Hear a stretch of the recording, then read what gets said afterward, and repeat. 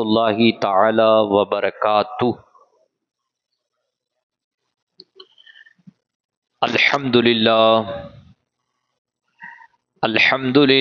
الذی خلقنا وجعلنا من امت حبیبہ المصطفى والصلاة والسلام علی ہادی الصراط الحکمت والہدی اشرفینا و اکرمنا محمد المصطفى اما بعد فاعوذ باللہ من الشیطان الرجیم بسم اللہ الرحمن الرحیم فلا یأمن مکر اللہ الا القوم الخاسرون۔ آمنت باللہ صدق اللہ العلی العظیم۔ تمامی حضرات سے مؤدبانہ عرض ہے کہ بآواز بلند درود پاک پڑھیے اللہم صلی علی سیدنا و مولانا محمد وعلی آل محمد واصحابہ اجمعین۔ اس وقت میرے سامنے سورۃ الاعراف کھلی ہوئی ہے اور سورۃ الاعراف کی یہ آیت نمبر 97، 98، 99 ہے۔ یہ تینوں آیات ہم سے کیا کہہ رہی ہیں آپ خود سنیے۔ اللہ پاک فرماتا ہے افامن اہل القری ان یاتیہم باسنا بیاتا وہم نائمون۔ کیا بستی والے، کیا محلے والے، کیا گاؤں والے بے خوف ہو گئے ہیں اس بات سے کہ ان کے پاس ہمارا عذاب آئے رات میں اور اس حالت میں کہ وہ سو رہے ہوں؟ کیا اس بات سے یہ لوگ بے خوف ہو گئے؟ یعنی دھڑلے سے گناہ کر رہے ہیں، دھڑلے سے ظلم پہ ظلم کر رہے ہیں، دھڑلے سے حرام کھا رہے ہیں۔ کیا یہ بستی والے بے خوف ہو گئے اس بات سے کہ ہمارا عذاب رات میں اس حالت میں آئے کہ ان کو موقع ہی نہ ملے اٹھنے کا، یہ سو رہے ہوں؟ اب آپ بتائیے، اللہ پاک واضح فرما رہا ہے کہ میں اس حالت میں بھی تم پہ موت طاری کر سکتا ہوں، میرا عذاب تمہیں اس حالت میں بھی لے سکتا ہے۔ تو جو اللہ پاک ان چیزوں پہ قادر ہے، کیا اس رب سے ہمیں ڈرنا نہیں چاہیے؟ جو اس کے پوشیدہ افعال ہیں، کیا ہمیں اس کے پوشیدہ افعال کے واقع ہونے سے ڈرنا نہیں چاہیے؟ اسی لیے اللہ نے مزید فرمایا افامنوا، یہ فرمایا اللہ نے کہ بستی والے اس بات سے کیوں بے خوف ہیں کہ ان کے پاس ہمارا عذاب اس حال میں آئے رات میں کہ وہ سو رہے ہوں۔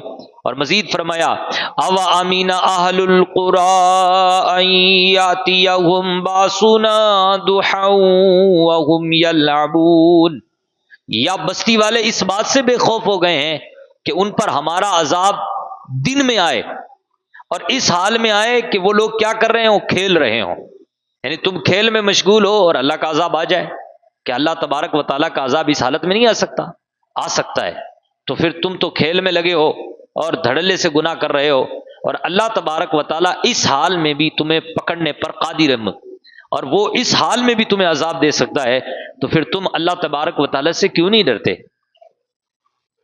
اللہ تبارک و تعالیٰ جو کچھ ہو رہا ہے یہ سب اللہ کی مرضی سے ہو رہا ہے، اور جو کچھ آپ کو اور ہمیں نظر نہیں آ رہا وہ بھی اس کی مرضی سے ہو رہا ہے۔ تو پھر ہمیں اس بات سے ڈرنا چاہیے نا۔ ہمیں عذاب، اگر مثال کے طور پہ کسی پہ عذاب آئے تو ہمیں بتا کے نہیں آئے گا کہ تم پہ عذاب آنے والا ہے، یا تمہیں جو ہے نا یہاں پھنسایا جانے والا ہے، یہاں تم برباد ہو جاؤ گے، بلکہ پھر وہ عذاب اللہ کی مرضی سے ہی آتا ہے۔ اسی سے جو ہے نا خوف کرنے کی بات، اسی سے ڈرنے کی بات یہاں کہی جا رہی ہے۔ مزید تیسری آیت میں اللہ نے بہت ہی وضاحت کے ساتھ بیان فرمایا افامنوا مکر اللہ، کیا تم اللہ کی خفیہ تدبیر سے بے خوف ہو گئے ہو؟ یعنی اللہ کے ان افعال سے جو پوشیدہ ہیں، جو گپت ہیں، جبکہ ان افعال کا واقع ہونا ثابت ہے۔ اللہ تبارک و تعالیٰ کے وہ افعال کبھی بھی واقع ہو سکتے ہیں۔ کیا تم اللہ کی خفیہ تدبیر سے بے خوف ہو؟ فلا یأمن مکر اللہ الا القوم الخاسرون. ہاں، اللہ کی خفیہ تدبیر سے بے خوف نہیں ہوتے مگر وہی ہوتے ہیں جو نقصان اٹھانے والے ہیں.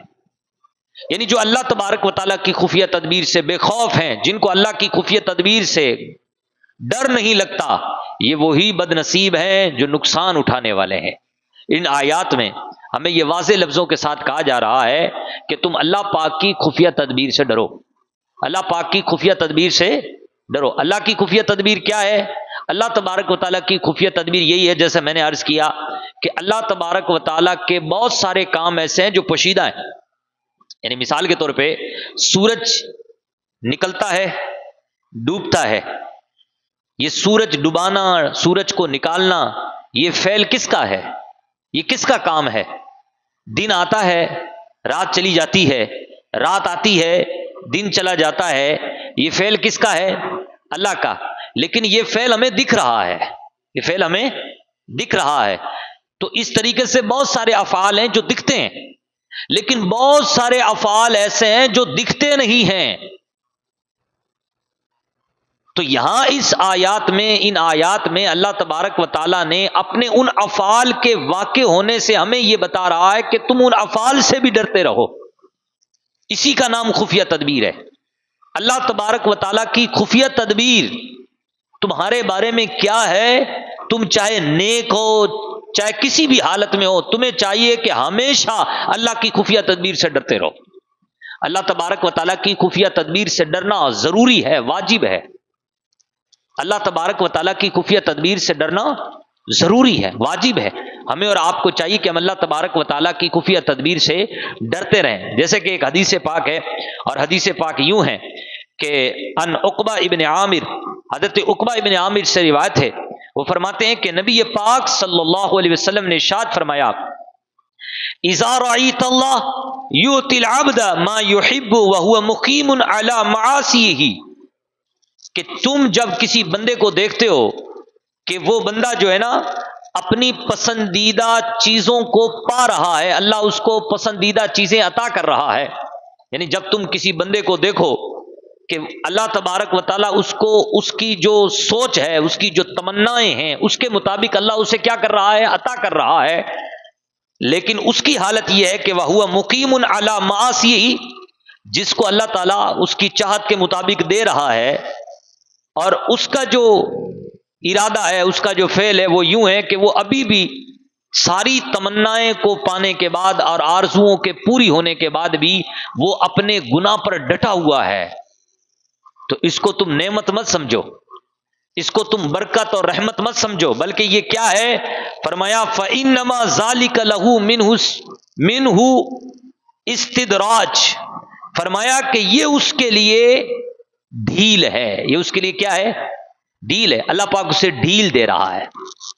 یعنی گویا کہ کوئی بندہ نعمتوں میں مست ہے، برکتوں اور رحمتوں میں مست ہے، تو وہ یہ نہ سوچے کہ مجھ سے اللہ راضی ہے، بلکہ اس کو چاہیے کہ وہ ڈرتا رہے. کبھی کبھار ایسا بھی ہوتا ہے کہ کسی بندے کو اللہ چاہت کے مطابق دیتا ہے، اور اس کے پیچھے کا جو مقصد ہوتا ہے وہ یہ ہوتا ہے تاکہ اللہ اس کو ڈھیل دے اور یہ سرکش بن جائے اور یہ برا بن جائے، اور پھر اللہ پاک پکڑے.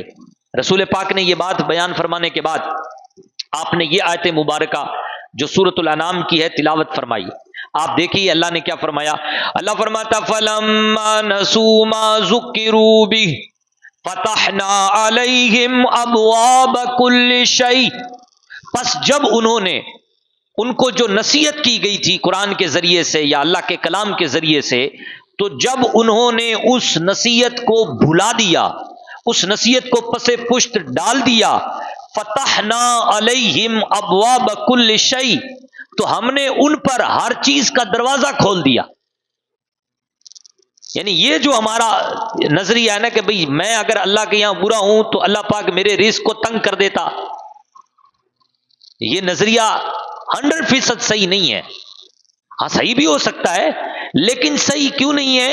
اس لیے کہ کبھی کبھار ایسا بھی ہوتا ہے کہ اللہ پاک رزق دیتا ہے تو گنہگار کو ہی دیتا ہے، اور یہاں دیکھیے اللہ پاک واضح فرما رہا ہے کہ انہوں نے ہماری نصیحتوں کو کیا کر دیا؟ بھلا دیا۔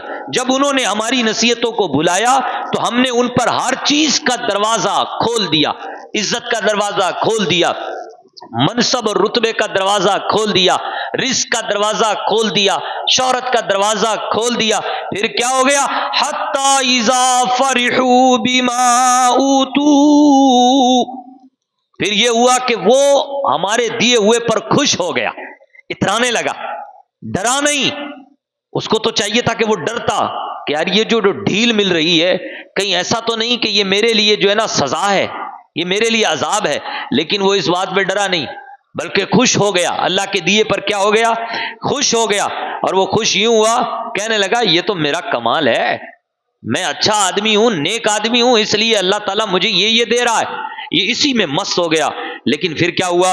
اللہ فرماتا اخذناہم بغتۃ فاذا ہم مبلسون، جب وہ خوش ہو گیا تو پھر ہم نے اچانک اس کو پکڑ لیا، اچانک ہم نے اس پر عذاب بھیج دیا، اور پھر وہ نہایت ہی اپنے ہاتھ ملتا رہ گیا، نہایت ہی افسوس کرتا رہ گیا، مایوس ہو کر کے رہ گیا۔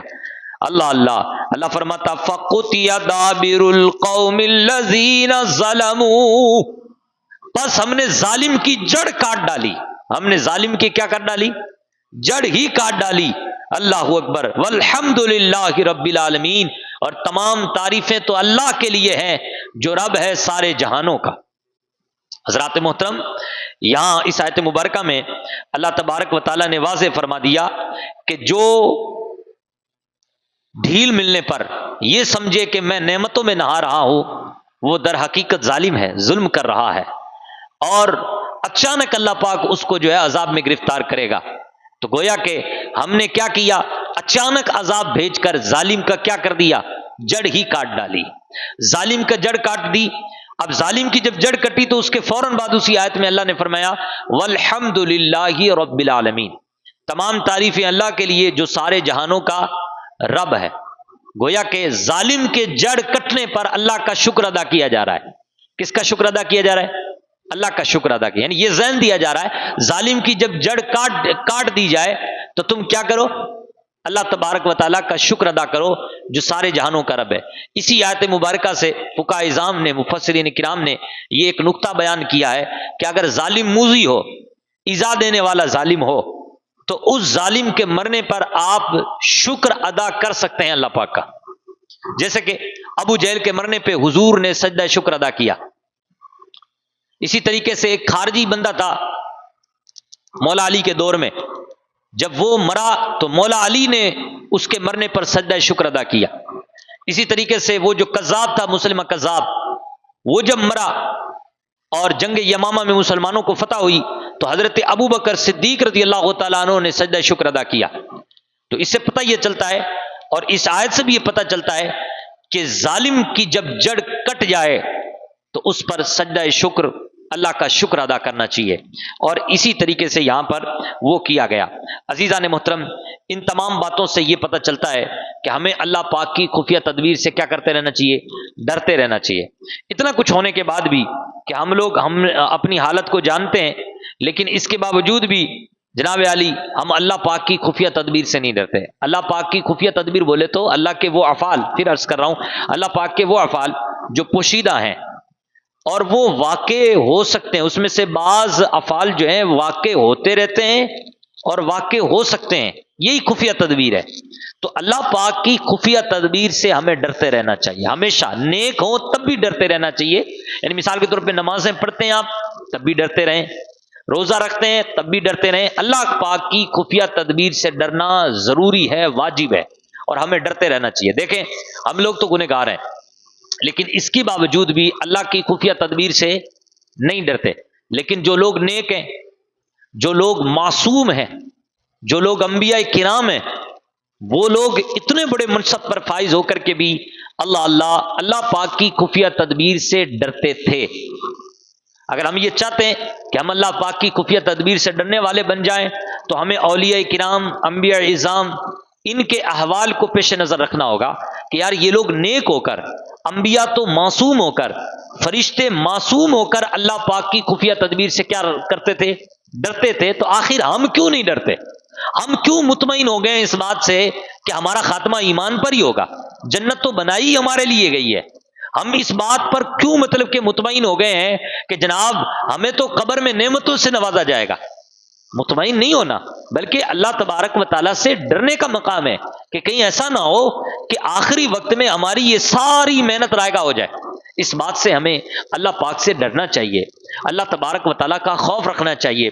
آپ دیکھیے ایک بزرگ ہیں جن کا نام ہے حضرت سیدنا سہل بن عبداللہ تستری رحمۃ اللہ علیہ. یہ کہتے ہیں ایک دن میں خواب میں سویا، رات میں سویا تو میں نے خواب میں دیکھا. خواب میں کیا دیکھا؟ خواب میں یہ دیکھا کہ میں جنت میں پہنچ گیا ہوں. سبحان اللہ. کہاں پہنچ گیا ہوں؟ جنت میں پہنچ گیا ہوں. اور جنت میں مزے کی بات یہ کہ میں نے 300 سے زائد انبیاء کرام سے ملاقات کی. 300 سے زائد جنت میں پہنچ گیا ہوں، اور پھر جنت میں بھی 300 سے زائد انبیاء کرام سے میں کیا کر رہا ہوں؟ ملاقات کر رہا ہوں. ملاقات کی، میں نے ان سب سے ایک ہی بات پوچھی. وہ کیا بات تھی؟ وہ بات یہ تھی کہ سب سے خطرناک بات کیا ہے؟ تو کہا سب سے خطرناک بات یہ ہے کہ بندہ اس چیز سے غافل رہے کہ ہمارا خاتمہ کس پر ہوگا. ہمارا خاتمہ یعنی انسان کو چاہیے کہ انسان اللہ پاک سے ڈرتا رہے اس بات پر کہ کہیں میرا خاتمہ برائی پر نہ ہو، کیونکہ اعمال کا دار و مدار کس پر ہے؟ خاتمے پر ہے. نیت پر تو ہے ہی، لیکن یہاں پر حضور کا بھی فرمان ہے کہ بے شک اعمال کا دار و مدار بالخواتیم، خاتمے پر ہے. آپ کا 60 سال تک عقیدہ نیت اچھی رہی اور اسی نیت کے زمرے میں آپ کے کام بھی اچھے رہے، لیکن 60 سال کے بعد آپ مرگل موت تھے، مرنے کے قریب تھے، اسی وقت آپ کا نظریہ بھی خراب ہو گیا اور آپ کو موت آ گئی، آپ مرتد ہو گئے. تو اب آپ دیکھیے 60 سال کے جو اعمال صالحات ہیں وہ سب کے سب کیا ہو جائیں گے؟ مٹی میں مل جائیں گے، کسی کام نہیں آئیں گے. تو گویا کہ یہ 60 سال کے اچھے کام آپ کو تبھی کام آتے جب آپ کا اور ہمارا خاتمہ کس پر ہوتا؟ اچھے پر ہوتا، ایمان پر ہوتا.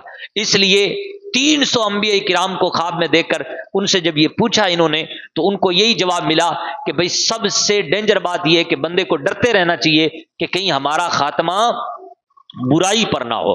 اس بات سے اللہ سے دعا کرتے رہنا چاہیے کہ اے اللہ پاک ہمارا خاتمہ کیا کرنا؟ ایمان پر فرمانا. یعنی گویا کہ اللہ پاک کی خفیہ تدبیر سے ڈرتے رہیں کہ کہیں ہمارا خاتمہ کس پر ہو؟ کفر پر نہ ہو. یہ ڈرتے رہیں اس بات سے. ایک بات آپ جانتے ہیں اور ہم سب جانتے ہیں حضرت جبرائیل کو علیہ السلام، جانتے ہیں نا حضرت جبرائیل کون ہے؟ تو قرآن نے فرمایا ذی قوت عند ذی العرش مکین مطاع ثم امین. قوت والے ہیں، طاقت والے ہیں، اور تمام فرشتوں کے آقا ہیں. تمام فرشتے ان کی بات کو مانتے ہیں، سارے فرشتے ان کے اطاعت گزار ہیں. ایسے ہیں جبریل امین، بڑے طاقتور ہیں، بڑے معصوم ہیں، اور تمام فرشتوں کے کیا ہیں؟ سردار ہیں. اللہ پاک نے تعریف کی ہے کہ عرش والے کے نزدیک طاقت والا ہے. وہ حضرت جبریل کے بارے میں آتا ہے کہ حضور کی بارگاہ میں حاضر ہوئے، روتے ہوئے حاضر ہوئے، رو رہے ہیں. حضرت جبرائیل رو رہے ہیں، روتے ہوئے حاضر ہوئے. حضور نے پوچھا جبریل کیوں رو رہے ہو؟ تو کہا یا رسول اللہ جب سے جہنم بنی ہے تب سے آنسو نہیں رکتے. اب آپ بتائیں، جبریل تو معصوم ہے نا، لیکن پھر بھی رو رہے ہیں. کس چیز سے رو رہے ہیں؟ کیونکہ بہت سارے اللہ کے افعال ایسے ہیں جو پوشیدہ ہیں اور وہ واقع ہونے والے ہیں. اسی کا نام اللہ کی خفیہ تدبیر ہے. جبریل امین جو رو رہے ہیں وہ اللہ تبارک و تعالیٰ کی خفیہ تدبیر سے ڈرتے ہوئے رو رہے ہیں، خفیہ تدبیر کی وجہ سے رو رہے ہیں کہ کہیں ایسا نہ ہو جائے، کہیں ایسا نہ ہو جائے. حالانکہ ہوگا نہیں، معصوم ہے، یہی نظریہ ہمارا، لیکن اللہ کے بہت سارے افعال ایسے ہیں جو پوشیدہ ہیں. اسی طریقے سے ایک مرتبہ کی بات ہے کہ جب ابلیس مردود ہو گیا، ابلیس بڑا اونچے منصب پر تھا، یہ مردود ہو گیا، رجیم ہو گیا، اللہ کی بارگاہ سے بھٹکا ہوا قرار دے دیا گیا. تو حضرت جبرائیل اور حضرت میکائیل یہ دونوں کے دونوں رونے لگے. اللہ تبارک و تعالیٰ نے ان سے پوچھا جبرائیل میکائیل کیوں رو رہے ہو؟ تو جبرائیل اور میکائیل نے کہا اللہ تیرے خوف سے رو رہے ہیں. حالانکہ اللہ سب جانتا ہے کہ جبرائیل اور میکائیل رو کیوں رہے ہیں، اللہ سب جانتا ہے، لیکن پھر بھی اللہ پاک نے پوچھا جبرائیل میکائیل تم کیوں رو رہے ہو؟ تو جبرائیل اور میکائیل نے کہا مولا ہم تیرے خوف سے رو رہے ہیں کہ ابلیس کا یہ حال ہو گیا، اس لیے کہیں ایسا ہمارا حال نہ ہو، ہم اس لیے تیرے خوف سے رو رہے ہیں۔ تو سامنے سے اللہ نے فرمایا بس بس میرے خوف سے ہی روتے رہنا۔ یعنی اللہ پاک کو یہ پسند ہے کہ بندہ اللہ کی خفیہ تدبیر سے کیا ہو جائے، غافل نہ ہو جائے، بلکہ اللہ پاک کی خفیہ تدبیر سے ہمیشہ کیا کرتا رہے، روتا رہے۔ ہمارے بزرگ کیسے تھے، بڑے ہی مشہور بزرگ ہیں حضرت حسن بصری رضی اللہ تعالیٰ عنہ۔ حضرت حسن بصری کے بارے میں آتا ہے کہ آپ نے 40 برس تک آپ ہنسے نہیں، 40 برس تک آپ ہنسے نہیں۔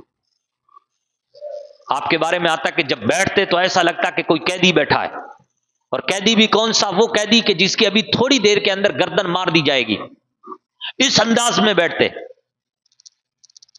آنکھوں میں سرخ پن ہوتا، اور جب بات کرتے تو ایسا لگتا کہ قیامت کو سامنے دیکھ رہے ہیں۔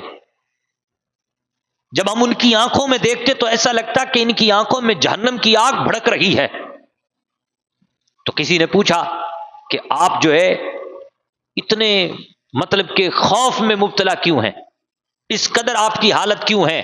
تو حضرت حسن بصری پتہ کیا کہنے لگے؟ حضرت حسن بصری کہنے لگے میں اس خوف سے روتا ہوں، اور اس خوف سے جو میں مصیبت میں ہوں کہ کہیں اللہ تبارک و تعالیٰ مجھے یہ کہہ دے حسن بصری جنت کیوں مانگ رہا ہے، رسول اللہ کی شفاعت کیوں مانگ رہا ہے، تو نے یہ کام کیے، چل جہنم میں جا، تیرا ٹھکانہ جہنم میں ہے، کہیں اللہ پاک مجھ سے یہ نہ کہہ دے۔ میں اس بات پر روتا ہوں، اس بات پر خوف کرتا ہوں۔ تو گویا کہ یہ حضرت حسن بصری جیسا انسان، اللہ اکبر، حضرت حسن بصری رضی اللہ تعالیٰ عنہ بھی جو ہے اللہ پاک کی خفیہ تدبیر سے کیا کر رہے ہیں، رو رہے ہیں۔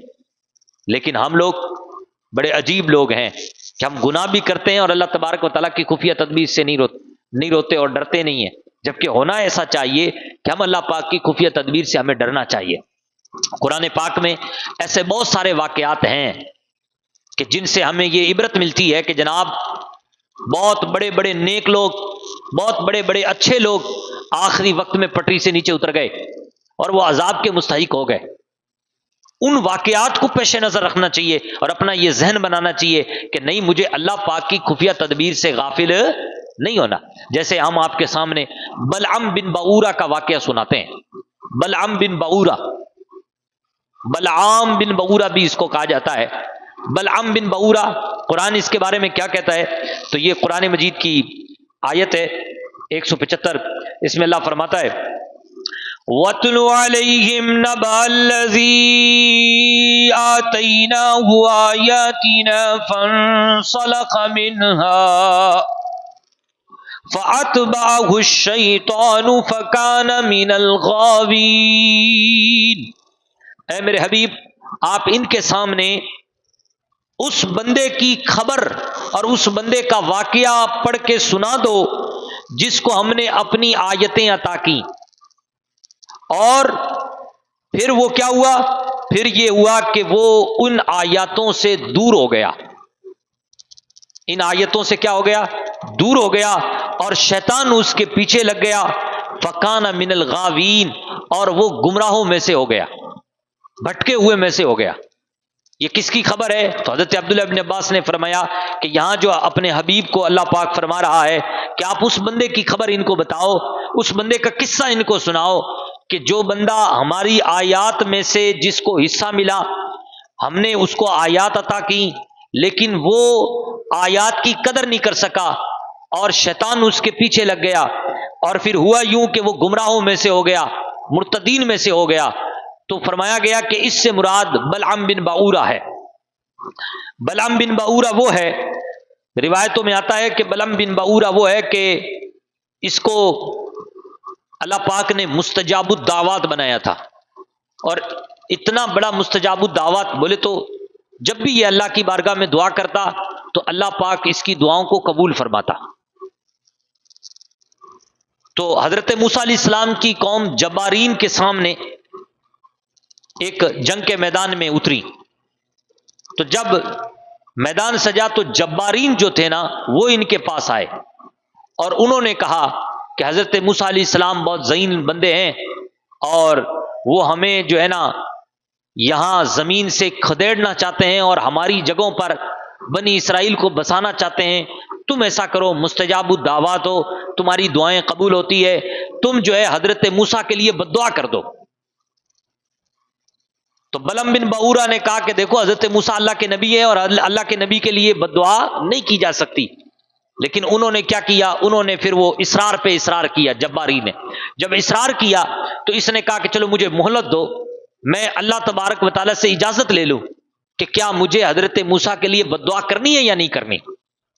وہ جب بھی کسی چیز کے لیے دعا کرتا، بد دعا کرتا، تو وہ پہلے جو ہے نا کوئی وظیفہ کرتا تو اس وظیفے میں خواب میں اس کو اشارہ مل جاتا جس کی وجہ سے وہ یہ سمجھتا کہ مجھے اجازت مل گئی ہے، یا اس کو کوئی ایسا اشارہ ملتا کہ جس سے اس کو یہ سمجھ میں آتا کہ مجھے اجازت نہیں ملی ہے۔ تو بلم بن بعورہ نے اپنی قوم کو، جب قوم نے اصرار کیا تو اس کو یہ کہا کہ بھئی آپ مجھے مہلت دو، میں تھوڑا اللہ سے اجازت لے لیتا ہوں۔ قوم نے کہا ٹھیک ہے، تمہیں اجازت دی، تم اجازت لے لو، مہلت دی تمہیں۔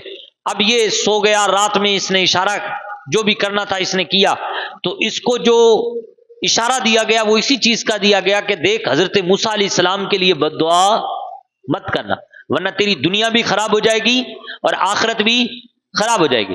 اللہ اکبر۔ پھر قوم آئی اس کے پاس دوسرے دن، قوم نے آ کر کے وہی کہا کہ تم بد دعا کرو، تو کہا کہ قوم میں بد دعا نہیں کر سکتا، کیونکہ اس لیے کہ اگر میں نے بد دعا کی تو میری دنیا اور آخرت دونوں کیا ہو جائیں گی، تباہ ہو جائیں گی۔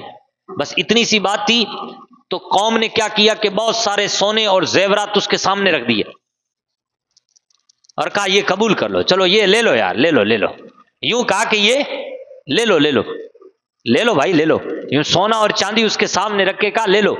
اب لے لیا اس نے، لیتے ہی اس نے پھر قوم نے اصرار کرنا شروع کر دیا بد دعا کرو نا یار۔ قوم نے کہا سونا دیا، پہلے انعام دیا، انعام دینے کے بعد پھر اصرار پہ اصرار، بد دعا کرو نا، تم مستجاب الدعوات ہو، دعا کرو، تم بد دعا کرو حضرت موسیٰ کے لیے۔ یہ پھر بدبخت جو ہے اس بات پہ راضی ہو گیا، اور راضی ہوا اس بات پہ، پیسے لے لیے اور راضی ہو کہا کہ ایک بار اور مجھے اجازت لینے دو اللہ سے۔ پیسے لینے کے بعد، زیورات اور سونا اور چاندی لینے کے بعد کہنے لگا ایک بار اور اللہ سے اجازت لینے دو۔ قوم نے کہا ٹھیک ہے، اچھی بات ہے، ایک بار اور لے لو۔ اب لیا تو زیورات لیے ہوئے تھے، انعام لیے ہوئے تھے، قوم کا حرام مال جیب میں بھرا ہوا تھا۔ اب جیسے ہی وہ مال لیا اور مال جیب میں رکھا اور سارے معاملات کیے، پھر اللہ سے اس نے جو ہے نا اجازت لی، تو ادھر سے کوئی جواب ہی نہیں آیا۔ اس نے اپنی قوم سے کہا کہ دیکھو پہلے بار تو اللہ نے منع کر دیا تھا، ایسا اشارہ ملا تھا، اس بار تو کوئی جواب ہی نہیں آیا۔ اب قوم نے اس کے آڑوں ہاتھوں لے لیا۔ قوم نے کہا دیکھ، اگر حضرت موسیٰ علیہ السلام کے خلاف بد دعا کرنا غلط نہ ہوتا تو اللہ تبارک و تعالیٰ تجھے منع کر دیتا۔ اب تجھے منع کرنے کا اشارہ نہیں دیا گیا نا، تو جب منع کرنے کا اشارہ نہیں دیا گیا تو اس کا مطلب یہ ہے کہ تم حضرت موسیٰ علیہ السلام کے خلاف بد دعا کرو۔ اور یہ بدبخت اس بات پر راضی ہو گیا، گدی پر بیٹھ گیا اور بیٹھ کر پہاڑ کی طرف چل پڑا۔ بار بار گدی کو اس کی طرف، یعنی جہاں وہ دعا کیا کرتا تھا پہاڑی کے چوٹی پر، اس طرف وہ چل پڑا۔ گدی بار بار جو ہے اس سے کہتی، یہاں تک کہ کئی مفسرین نے کہا کہ وہ زبان حال سے کہتی، او بدبخت دیکھ فرشتے مجھے واپس ہٹا رہے ہیں، تو تسلیم کیوں نہیں کرتا اس بات کو؟ لیکن قوم کا وہ دیا ہوا لالچ، وہ دنیا کا مال اس کی نظروں میں ایسا موجود تھا کہ حضور نے بہت پہلے فرمایا، حضور نے فرمایا دو بھوکے بھیڑیے اگر ریوڑ میں گھس جائیں تو اتنا نقصان نہیں کرتے جتنا کہ لالچ کا بندہ، حریص آدمی اپنے ایمان کو برباد کرتا ہے۔ دو بھوکے بھیڑیے اگر ریوڑ میں گھس جائیں تو بکریوں کا نقصان اتنا نہیں کرتے جتنا کہ ایک لالچی آدمی اپنے ایمان کو برباد کر دیتا ہے۔ مال کی لالچ میں آ کر کے اس نے جو ہے اپنے ایمان کو اس طریقے سے ضائع کیا۔ گدھی اس کو منع کرتی رہی کہ ادھر مت لے جا، کہیں اور لے جا، لیکن نہیں مانا، زبردستی پہاڑ کی چوٹی تک یہ پہنچ گیا۔ اللہ اکبر۔ جب یہ پہاڑ کی چوٹی پر پہنچا تو پہاڑ کی چوٹی پر حضرت موسیٰ کے خلاف بد دعا کرنے لگا۔ اللہ کی قدرت، یہ حضرت موسیٰ علیہ السلام کے خلاف بد دعا کرتا، لیکن وہ لفظ حضرت موسیٰ اور ان کی قوم کے لیے نہیں نکلتے، وہ اس کی خود کی قوم کے لیے وہ بد دعا کے الفاظ نکلتے۔ قوم اس کو لعنت کرنے لگی، او تو کر کیا رہا ہے، تو نے حضرت موسیٰ کے خلاف بد دعا کرنی ہے، ہمارے خلاف بد دعا نہیں کرنی ہے۔ یہ پھر کہنے لگا قوم سے، اے قوم کروں تو کروں کیا، میرے اختیار میں کچھ نہیں ہے، میں تو حضرت موسیٰ اور اس کی قوم کے لیے ہی بد دعا کرتا ہوں، لیکن زبان سے جو الفاظ نکلتے ہیں وہ تمہارے لیے بد دعا کے نکلتے ہیں، میرے اختیار میں نہیں ہے۔ آخر کار جب وہ اپنے اس ارادے سے باز نہیں آیا تو اس کی زبان لٹک کر سینے تک آ گئی، اس کی زبان لٹک کر کہاں تک آ گئی؟ سینے تک آ گئی۔ اللہ اکبر۔ بتایا یہ جاتا ہے کہ یہ بلعام بن بعورہ جو تھا نا، اتنا بڑا آدمی تھا کہ یہ 12,000 لوگوں کو پڑھایا کرتا تھا، اتنا ماہر تھا۔ یہ اس وقت کی پہلے کی جتنی آسمانی کتابیں تھیں ان کا بہت بڑا عالم تھا، لیکن مال کی لالچ میں آ کر کے وہ اپنے آپ کو برباد کر بیٹھا۔ دنیا کی خواہشات نے اس کا ایمان ہی مونڈ دیا اور وہ بے ایمان ہو کر کے مرا۔ لیکن مرنے سے پہلے اس نے یہ کہہ دیا کہ اچھا میں تو بد دعا نہیں کر پایا اور میری تو اب دنیا بھی خراب ہو گئی اور آخرت بھی خراب ہو گئی، اگر تم یہ چاہتے ہو کہ حضرت موسیٰ علیہ الصلوۃ والسلام کی قوم کامیاب نہ ہو تمہارے مقابلے میں تو ایسا کرو، عورتوں کو ان کے درمیان بھیج دو، اگر کسی ایک بندے نے بھی زنا کر لیا تو پوری قوم آپ پر تم پر غالب نہیں آ پائے گی، ہار جائے گی۔ ایسا ہی ہوا، عورتوں کو بھیجا تو ایک بنی اسرائیل کے نوجوان نے ایک عورت کے ساتھ منہ کالا کر لیا، اس کی وجہ سے اللہ تبارک و تعالیٰ کا عذاب طاعون، ایسی بیماری وبا ان پر پھیل گئی کہ تقریباً کئی ہزار، تقریباً 20,000 سے زیادہ لوگ بنی اسرائیل کے مارے گئے۔ پھر اس بندے کو، اس نوجوان کو قتل کیا گیا اور اللہ کی بارگاہ میں سچی توبہ کی گئی، اور حضرت موسیٰ علیہ السلام نے بنی اسرائیل کے لیے جب دعا کی تب جا کر کے اللہ تبارک و تعالیٰ نے یہ طاعون کا وبا، طاعون جو وبا تھی، اللہ نے یہ طاعون وبا ان سے دور فرمائی۔ دیکھیے جہاں بلعام بن بعورہ، اس کا جو انجام ہے وہ ہمیں اس بات پر آمادہ کرتا ہے کہ اللہ تبارک و تعالیٰ سے ڈرتے رہو۔ کیا بلعام بن بعورہ سے بڑے ہم عالم ہیں؟ جب یہ بہک گیا اور یہ گمراہوں میں سے ہو گیا، یہ اللہ کی آیتیں جاننے والا راہ راست سے ہٹ گیا، تو بتائیں کیا ہم اللہ تبارک و تعالیٰ کی خفیہ تدبیر سے بے خوف ہو جائیں؟ ہم میں سے کسی کو نہیں پتا کہ ہمارا خاتمہ کس چیز پر ہوگا، ہم میں سے کسی کو نہیں پتا کہ کیا ہم قبر میں سوالوں کے جواب دے لیں گے یا نہیں دے لیں گے، ہم میں سے کسی کو نہیں پتا کہ ہمارا نامہ اعمال ہمارے دائیں ہاتھ میں دیا جائے گا یا بائیں ہاتھ میں دیا جائے گا، ہم میں سے کسی کو نہیں پتا کہ ہمیں جہنمیوں میں پکارا جائے گا یا جنتیوں میں پکارا جائے گا، کسی کو نہیں پتا۔ جب پتہ ہی نہیں ہے تو اتنے بے خوف ہم کیوں ہیں؟ ہمیں اللہ پاک کی خفیہ تدبیر سے ڈرنا چاہیے نا، بے خوف ہم کیوں ہو گئے ہیں؟ اس لیے کسی نے کہا شرم نبی خوف خدا، یہ بھی نہیں وہ بھی نہیں۔ افسوس کی بات ہے کہ ہم اللہ تبارک و تعالیٰ سے ڈرتے نہیں ہیں، گناہ کرتے ہیں پھر بھی جو ہے قبر کے حسین ہونے کا انتظام اور انتظار اور تمنا کرتے ہیں۔ ہم گناہ بھی کرتے ہیں اور پھر بھی یہ سمجھتے ہیں کہ ہمارا خاتمہ اچھا ہوگا، ہم گناہ بھی کرتے ہیں اور پھر بھی ہم یہ سمجھتے ہیں کہ ہم تو جنتی ہیں، ہم تو رسول اللہ صلی اللہ علیہ وسلم کی شفاعت کے حقدار ہیں۔ اے میرے بندے، میرے بھائی، تو کیوں آیا ہے اس دنیا میں؟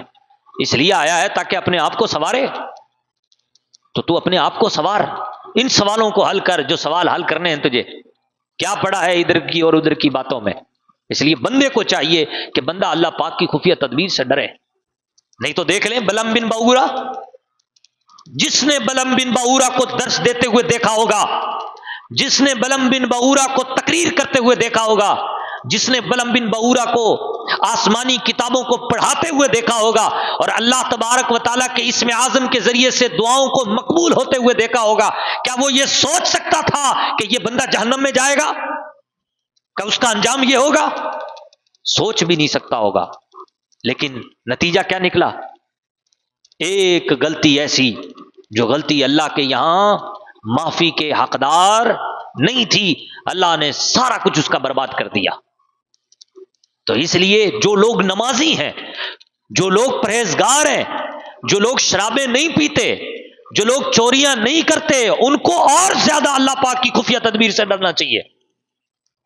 بڑے بڑے لوگوں کو ہم نے دیکھا تہجد پڑھتے تھے، راہ راست سے بھٹک گئے، ان کو اور زیادہ ڈرنا چاہیے کہ یار پتہ نہیں میری تقدیر میں، میرے خفیہ تدبیر، خفیہ طور پہ نہ جانے اللہ نے میرے لیے کیا تدبیر فرما رکھی ہے، خفیہ طور پہ نہ جانے کون سے افعال خدا کے مجھ پر واقع ہونے والے ہیں۔ اس بات سے ہمیں ڈرنا چاہیے اور ڈرتے رہنا چاہیے۔ جہاں یہ بات ہمیں ملتی ہے کہ بھائی بلعام بن بعورہ کا یہ انجام ہوا، وہاں یہ بات بھی ہمیں ملی کہ جناب زنا اتنا بڑا گناہ ہے کہ اس سے اتنے ہزار لوگ مر گئے، طاعون کی وبا پھیل گئی۔ اس کا مطلب یہ ہوا یہ جو وبائیں پھیلتی ہیں، یہ جو بے برکتی کا طوفان جاری و ساری ہے، یہ ایسے گناہوں کی وجہ سے جاری و ساری ہے۔ زنا اور اس قسم کی جو بدکار اور بے حشا اور فحش گناہ ہیں، جو گناہ کبیرہ ہیں کہ جن سے نسلیں خراب ہوتی ہیں، ان گناہوں سے سچی توبہ کرنی چاہیے انسان کو، ورنہ معاشرہ نیک نہیں رہ سکتا، ورنہ معاشرہ سلامت نہیں رہ سکتا۔ آپ اگر یہ چاہتے ہیں کہ معاشرے میں سے وبائیں دور ہو جائیں تو پھر ہمیں اور آپ کو چاہیے کہ ہم دامن کے پاک بنیں۔ اللہ نے تو یہاں تک انتظام کیا ہے، اے مسلمانوں اپنی نگاہوں کو جھکاؤ، جائے کہ تمہاری شرم گاہیں ملوث ہوں ان چیزوں میں۔ اللہ نے تو یہاں تک کہا کہ اپنی نظروں کو بھی جھکاؤ، یہاں تک کہ مسلم عورتوں سے بھی کہا قل للمؤمنات، اے میرے حبیب آپ مسلمان عورتوں سے کہہ دو کہ یہ بھی اپنی نگاہیں جھکائیں۔ یعنی اتنی پیاری ہے حیا خدا کے یہاں۔ حیا کا جو عمل ہے، یہ عمل خدا کو بہت پسند ہے، اس لیے نبی پاک نے فرمایا مجھے تم دو چیزوں کی ضمانت دو، میں تمہیں جنت کی ضمانت دیتا ہوں۔ فرمایا وہ دو چیزیں کیا ہیں؟ فرمایا زبان، اس کی ضمانت دو کہ یہ کسی کا دل نہیں توڑے گی، اس کی ضمانت دو یہ کسی کو ستائے گی نہیں، اس کی ضمانت دو کہ اس زبان سے تم گالی نہیں دو گے، اور جو دو ٹانگوں کے بیچ میں ہے اس کی ضمانت دو کہ ناحق یہ حرکت نہیں کرے گا، اس کی ضمانت دو۔ اگر تم دو چیزوں کی ضمانت دیتے ہو تو اللہ تبارک و تعالیٰ کا حبیب جو جنت کا مالک ہے، ساری کائنات کا مالک ہے، وہ مصطفیٰ کریم تمہیں جنت کی ضمانت دے رہا ہے۔ مصطفیٰ کریم مالک حبیب ہے، مالک کونین ہے، اللہ اکبر، وہ آپ کو اور ہمیں جنت کی ضمانت دے رہے ہیں دو چیزوں کی ضمانت دینے پر۔ تو جہاں یہ پتا چلا وہاں یہ بھی، اب یہ آخر کی جو دو آیتیں ہیں یہ سن لیجئے۔ اللہ نے فرمایا وَلَوْ شِئْنَا لَرَفَعْنَاهُ بِهَا وَلَكِنَّهُ أَخْلَدَ إِلَى الْأَرْضِ وَاتَّبَعَ هَوَاهُ۔ اگر وہ یہ چاہتا کہ جو ہم نے اس کو بلند و بالا مقام دیا تھا، کہ ہم نے اس کو آیتیں سکھائی، تو ہم تو یہ چاہتے تھے کہ ان آیات کے ذریعے سے اس کا مقام کیا کر دیں، بڑھا دیں۔ یعنی یہ جو بلعام بن بعورہ ہے، ہم نے اس کو اپنی آیات سکھائی تھی، ہم ان کو اپنی آیات ہم نے اس لیے سکھائی تھی تاکہ ہم اس کا مقام اور اس کا مرتبہ کیا کر دیں، بلند کر دیں، لیکن وہ تو دنیا کی طرف مائل ہو گیا۔ اللہ تبارک و تعالیٰ جو بلند و بالا مقام کرنا چاہتا تھا اس کی طرف مائل نہیں ہوا، بلکہ دنیا کی طرف مائل ہو گیا۔ واتبع ہوا، اور وہ اپنی خواہشات کا پیروکار بنا۔ فمثلہ کمثل الکلب، اس کی مثال کتے جیسی مثال ہے۔ یعنی ایسا بندہ کہ اللہ تعالیٰ جس کے لیے یہ چاہے، یعنی کہ وہ بندہ کہ جو نمازیں بھی پڑھے اور پھر دنیا کی طرف مائل ہو جائے، پھر خواہشات کا غلام بن جائے، وہ بندہ جو اللہ تبارک و تعالیٰ کی عبادت بھی کرے اور اللہ پاک اس کو فقہ بھی عطا فرمائے، سمجھ بھی عطا فرمائے، دین میں انڈرسٹینڈنگ بھی عطا فرمائے، اس کے باوجود بھی وہ کس طرف مائل ہو جائے، دنیا کی طرف مائل ہو جائے، تو یہاں پر مطلقاً اس کو بیان کرتے ہوئے بلعام بن بعورہ کو اللہ نے یہ فرمایا اس کی مثال کتے جیسی ہے۔ کہا کون سے کتے کی؟ کہا ان تحمل علیہ یلحس او تترکہ یلحس، کہ اگر اس پہ بوجھ ڈالو تب بھی زبان نکالتا ہے، اور اگر بوجھ نہ ڈالو تب بھی کیا کرتا ہے، زبان نکالتا ہے۔ وہ ہانپا ہوا کتا، ہانپا ہوا کتے کو بھگاؤ تب بھی زبان نکالتا ہے، اور اگر اس کو مت بھگاؤ، بیٹھا ہے وہ اپنی جگہ پہ، تب بھی وہ اپنی زبان کو نکالے ہوئے بیٹھا ہے۔ تو اس کتے جیسی مثال ہے اس بندے کی جس کو دین میں انڈرسٹینڈنگ ملی، جس کو دین میں فقہ ملی، دین کا ایک حصہ اس کو ملا، اس کے باوجود بھی وہ مائل ہوا تو کس کی طرف مائل ہوا؟ دنیا کی طرف مائل ہوا۔ اس نے اللہ کی رضا کے اوپر دنیا کی محبت کو اور دنیا کے مال کو ترجیح دی۔ تو فرمایا اس کی مثال کتے جیسی ہے، اور فرمایا ذالک، اور آگے واضح لفظوں میں فرمایا بھی اس بات کو، ذالک مثل القوم الذین کذبوا بآیاتنا، یہ مثال ہے ان لوگوں کی جو ہماری آیات کو جھٹلاتے ہیں، جو ہماری آیتوں کا انکار کرتے ہیں۔ فَاقْصُصِ الْقَصَصَ لَعَلَّهُمْ يَتَفَكَّرُونَ، بس آپ اے میرے سونے ان کو یہ قصہ سنا دیں، ان کو یہ واقعہ سنا دیں تاکہ یہ غور و فکر کریں، تاکہ یہ غور و فکر کریں۔ سَاءَ مَثَلًا الْقَوْمُ الَّذِينَ كَذَّبُوا بِآيَاتِنَا وَأَنفُسَهُمْ كَانُوا يَظْلِمُونَ، کتنی بری مثال ہے ان لوگوں کی، یہ کتے سے مثال دینے کے بعد اللہ فرما رہا ہے کتنی بری مثال ہے ان لوگوں کی جو ہماری آیتوں کو جھٹلاتے ہیں اور اپنی جانوں پر ظلم کرتے ہیں، اپنی جانوں پر کیا کرتے ہیں؟ ظلم کرتے ہیں۔ حضرات محترم، ان آیات سے اور اس پورے واقعے سے ہمیں یہ سمجھ میں آتا ہے کہ جناب اللہ پاک کی خفیہ تدبیر سے ہمیں اور آپ کو ڈرتے رہنا چاہیے۔ ایسے واقعات ہمیں اس طرف آمادہ کرتے ہیں کہ ہمارا خاتمہ نہ جانے کس پہ ہوگا، یہ ہمیں کنفرم پتہ نہیں ہے، اس لیے اللہ کے پوشیدہ افعال کے واقع ہونے سے ہمیں ڈرتے رہنا چاہیے۔ اسی کا نام خفیہ تدبیر ہے، اور اس میں اگر آپ کو اور ہمیں ماہر بننا ہے، یعنی اللہ کی خفیہ تدبیر سے ڈرنے والا بننا ہے، تو یہی اس کے طریقہ کار ہیں کہ آپ نیک لوگوں کے احوال کو دیکھیں کہ نیک لوگ ہونے کے باوجود بھی اللہ پاک کی خفیہ تدبیر سے کیا کر رہے تھے؟ ڈر رہے تھے، اللہ تبارک و تعالیٰ کے پوشیدہ افعال سے ڈر رہے تھے۔ اور اگر ہم اس بات میں اور ازبر ہونا چاہتے ہیں تو وہ لوگ جو دنیا میں نیک تھے لیکن آخری وقت میں اللہ تبارک و تعالیٰ کا ان پر غضب نازل ہوا اور وہ ذلیل ہو کر کے مرے، وہ نیکی پر نہیں مرے، ان کے جو احوال کتابوں میں بھرے پڑے ہیں اس کو سامنے رکھا جائے تاکہ انسان، ہم جیسا انسان جو کمزور ہے، وہ اللہ تبارک و تعالیٰ کی خفیہ تدبیر سے ڈرنے والا بن جائے۔ اللہ کریم سے دعا ہے اللہ کریم ہم سب کو ان باتوں پر عمل کرنے کی